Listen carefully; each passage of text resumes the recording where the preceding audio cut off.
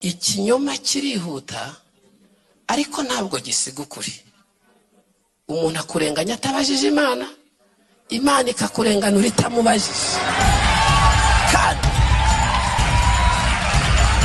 si ngombwa ko ibyo Imana igiye gukora yumvikana n'abanzi bawe ngo ibone kubishyira mu bikorwa. Ibirema nk'Imana, ikabishyiraho nk'Imana, ikabiterekaho nk'Imana, ikabihagararira nk'Imana. Ikinyoma kirihuta ariko ntabwo gisiga ukuri. Umuntu akurenganya atabajije Imana, Imana ikakurenganura itamubajije. Kandi